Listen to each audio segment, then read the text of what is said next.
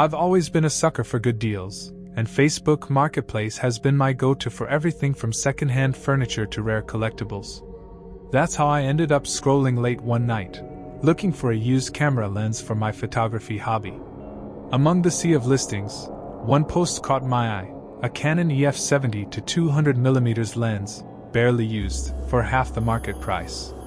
The seller's profile, Tom R., seemed legit enough. His page had a few photos, a handful of friends, and a history of selling various items. I messaged him, asking if the lens was still available. His reply came almost immediately. Yes, still available. Are you interested? After some back and forth, we agreed on a price and decided to meet in person. He was firm about meeting at his place, saying the lens was fragile, and he didn't want to risk it being damaged in transit.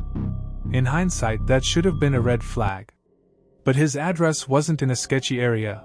It was a quiet suburb about 30 minutes away from my apartment. The deal was set for Saturday afternoon. I spent the next 2 days feeling a mix of excitement and caution. I told my roommate, Kevin, about the meeting and he joked, "Watch out, you might end up on a true crime podcast." We both laughed it off, but his words stuck in my head. To be safe, I texted Tom the morning of the meeting to confirm. He responded quickly. "Yes, see you at 3 p.m. My house is the last one on Ridgewood Lane. Drive safe." At 2:45 p.m., I pulled into Ridgewood Lane. The neighborhood was eerily quiet. Rows of identical houses stretched down the street, their pristine lawns and white picket fences giving the area a sterile, almost unnatural feel. Tom's house was indeed the last one, a modest, single-story building with a blue door and closed curtains. There were no cars in the driveway.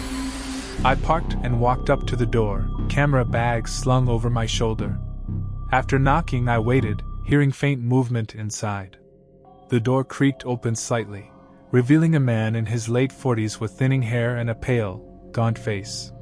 He smiled, but it didn't reach his eyes. "You must be Alex," he said, his voice low and raspy. "Yeah, that's me," I replied, trying to sound casual. He opened the door wider, gesturing for me to come in. "The lens is in the back room. I'll grab it for you." The interior of the house was dimly lit, with drawn curtains and a faint, musty smell. The walls were bare except for a few faded family photos. Something about the atmosphere felt off. "Nice place," I said, trying to break the silence. He didn't respond, instead walking ahead and motioning for me to follow. As we moved deeper into the house, I noticed small details that set me on edge. A door slightly ajar revealing a cluttered room filled with old electronics, a cracked mirror in the hallway, and a faint stain on the carpet that looked suspiciously like dried blood. My instincts screamed at me to leave, but I brushed it off as paranoia. He led me to a small room at the back of the house. "Wait here," he said, disappearing into what looked like a storage closet. I stood awkwardly, glancing around. The room was empty except for a rickety chair and a window with bars on it. My unease grew. When he returned, he wasn't holding the lens. Instead, he had a knife. "I'm sorry," he said, his voice devoid of emotion. "But you shouldn't have come here." Panic surged through me. Without thinking, I grabbed the chair and swung it in his direction. He stumbled back, giving me just enough time to dart past him and run toward the front door. My heart pounded as I fumbled with the lock, but before I could open it, he grabbed me from behind, pulling me back into the house. "You're not going anywhere," he snarled. Adrenaline kicked in, and I elbowed him hard in the stomach. He let out a grunt, loosening his grip. I turned and shoved him against the wall, then bolted out the door, not even bothering to close it behind me. I sprinted to my car, started it with shaking hands, and sped off without looking back. Once I was a safe distance away, I pulled over and called the police. They took my report seriously, sending officers to the address while I waited anxiously in a nearby parking lot. About an hour later, one of the officers called me back. "We've detained the suspect," he said. "You did the right thing by reporting this. It turns out Tom wasn't just a scammer. He was a wanted criminal linked to several disappearances in the area. His house was filled with evidence, IDs and belongings of his previous victims, hidden compartments with restraints, and even a journal detailing his twisted plans. That night, I couldn't sleep. The thought of how close I'd come to becoming another one of his victims haunted me. I deleted my Facebook Marketplace account and swore off buying anything online from strangers. Looking back, I'm grateful I trusted my instincts, even if it was almost too late. The experience changed me, making me more cautious and aware of the dangers lurking behind seemingly harmless interactions. Tom was eventually convicted and sentenced to life in prison, but the memory of his lifeless eyes and chilling words still lingers. Sometimes, late at night, I wonder how many others like him are out there, waiting for their next victim.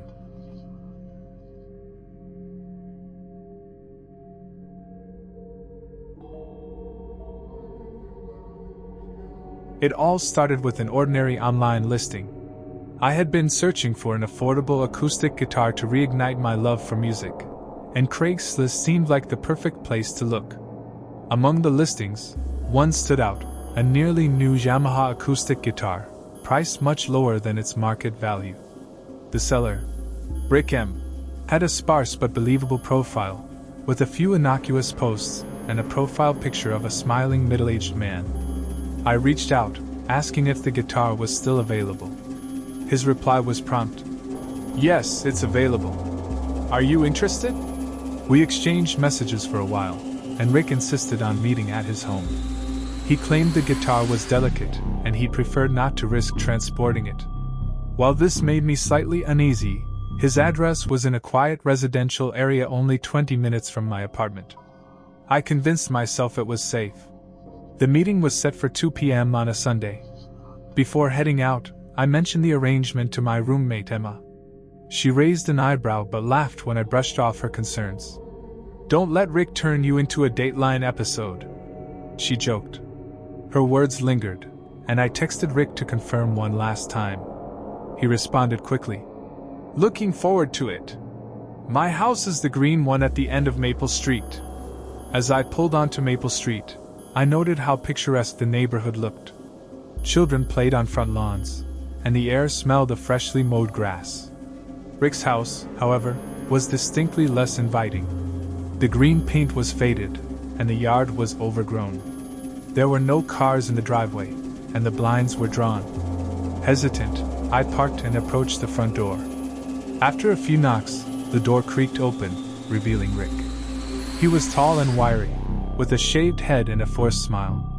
Something about his demeanor unsettled me. "You must be Jamie," he said, extending a hand.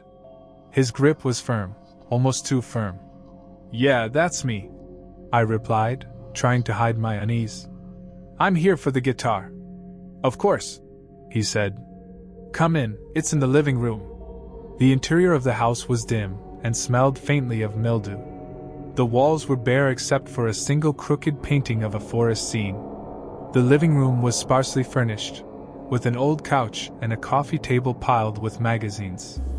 "The guitar's just in the back room," Rick said, gesturing down the hallway. "Wait here while I grab it." As he disappeared into the hallway, I noticed the magazines on the table were outdated, years outdated. The air felt heavier, and I couldn't shake the feeling that something was off. I considered leaving but convinced myself to stay. After all, I'd come this far. Rick returned, but he wasn't holding a guitar. Instead, he had a length of rope in his hands. "I'm sorry," he said, his voice eerily calm. "You shouldn't have come here." My heart raced. Without thinking, I grabbed the nearest object, a heavy glass ashtray, and hurled it at him. It struck his shoulder, and he stumbled, giving me a chance to bolt toward the door. I fumbled with the lock as Rick regained his composure and lunged at me. Just as he grabbed my arm, I managed to twist the knob and burst outside. I ran to my car, locking the doors the moment I got inside. Rick pounded on the driver's side window, his face twisted in rage. I slammed the car into reverse, speeding away as fast as I could. Shaking, I pulled over a few blocks away and called the police. They arrived within minutes, taking my statement and heading to Rick's house. An officer later called me to confirm they had detained him. Rick was no ordinary scammer. His home was a treasure trove of disturbing evidence: ropes, duct tape, and a collection of IDs belonging to missing persons. He had been on law enforcement's radar for months, but had always managed to evade capture. My report was the break they needed to apprehend him. The experience left me shaken. For weeks, I couldn't sleep without replaying the encounter in my mind. I deleted my Craigslist account and avoided online marketplaces entirely. Though Rick was sentenced to life in prison, the memory of his cold, calculating eyes haunted me. These days, I'm more cautious, trusting my instincts and taking extra precautions when dealing with strangers. The world is full of dangers, often hiding in plain sight. And sometimes it's better to let a good deal pass by than risk becoming someone else's target.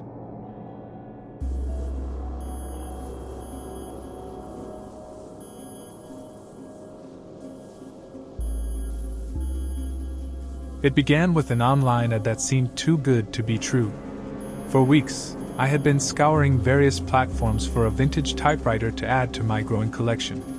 Among the sea of overpriced listings, one caught my eye, a Smith Corona Sterling, advertised as in excellent condition, and priced far below its typical market value. The seller's profile, named Peter G., had only a few posts, but seemed legitimate enough. There were no glaring red flags, just an ordinary man in his late 50s with a sparse collection of friends and a profile picture of him holding a fishing rod by a lake. "Is the typewriter still available?" I messaged. The response came almost immediately. "Yes, still available. Are you interested?" We exchanged messages, and Peter's tone was polite and professional. He insisted that I pick up the typewriter in person because he didn't trust shipping it due to its age and fragility. His address was in a quiet rural town about an hour's drive from where I lived. While I hesitated initially, his reasoning seemed valid, and I agreed to meet him the following Saturday at 3 p.m. The night before the meeting, I casually mentioned it to my friend Lucas over drinks. "You're going to some random guy's house for a typewriter?" he asked, raising an eyebrow. "Sounds sketchy." "It'll be fine," I replied, brushing off his concern. "I've done this before, and it's always been fine. Besides, it's in a nice area, lots of farms and open space. What's the worst that could happen?" Lucas gave me a skeptical look but let it drop. As I drove home that night, though, his words lingered. To be safe, I texted Peter to confirm the address and time once more. His response was quick and reassuring. "Looking forward to meeting you. My house is the one with the red mailbox at the end of Willow Creek Road." The next afternoon, I set out for Peter's place. The drive was picturesque, with rolling hills and stretches of farmland on either side of the winding road. I felt my earlier unease dissipate. By the time I turned onto Willow Creek Road, I was fully at ease.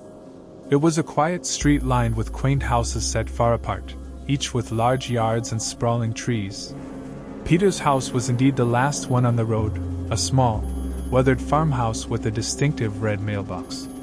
There were no cars in the driveway, but I noticed a faint plume of smoke rising from a chimney. I parked my car and approached the front porch. The wooden steps creaked under my weight, and as I knocked on the door, I took in the surroundings: a rusty wheelbarrow leaning against the house, a wind chime swaying gently in the breeze, and an overgrown garden filled with wildflowers. The door opened abruptly, and Peter stood there, a broad smile on his face. "You must be Daniel," he said, extending a hand. His voice was deep but friendly. "That's me," I replied, shaking his hand. His grip was firm, his palm rough with calluses. "Come on in," Peter said, stepping aside. "The typewriter's in the back room. I'll grab it for you."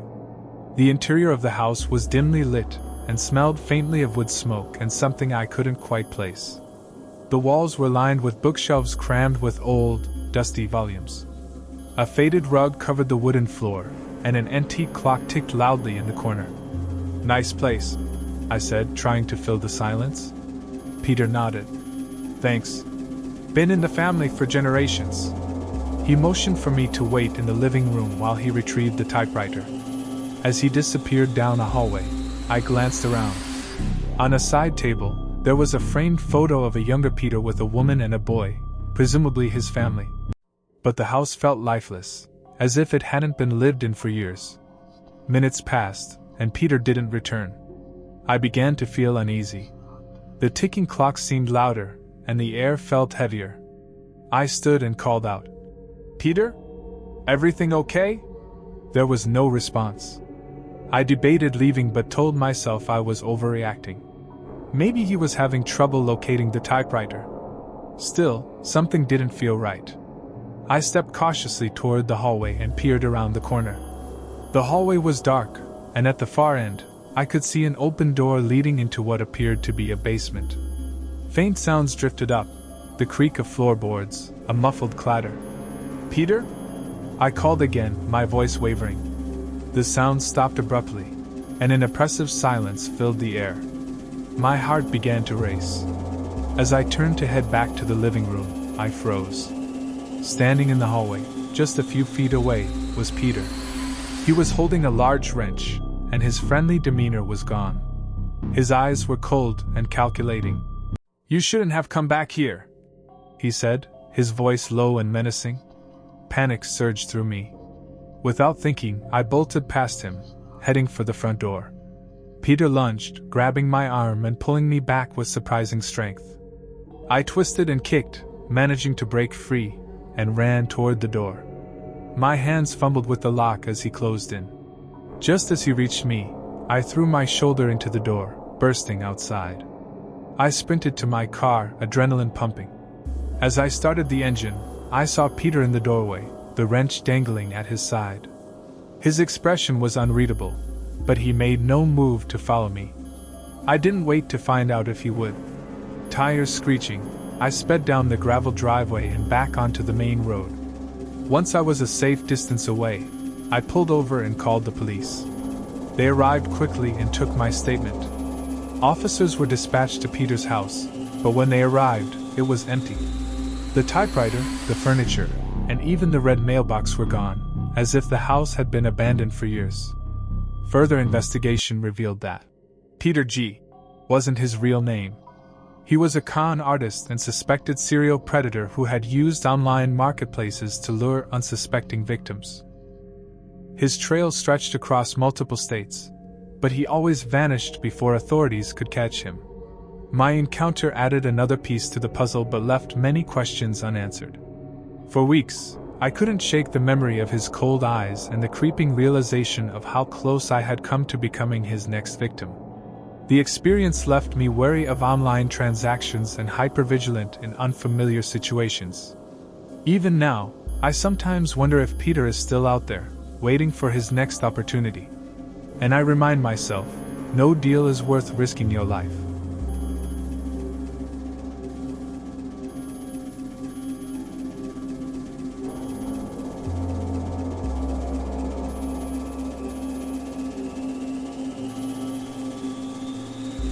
Hey everyone, thank you so much for supporting this channel.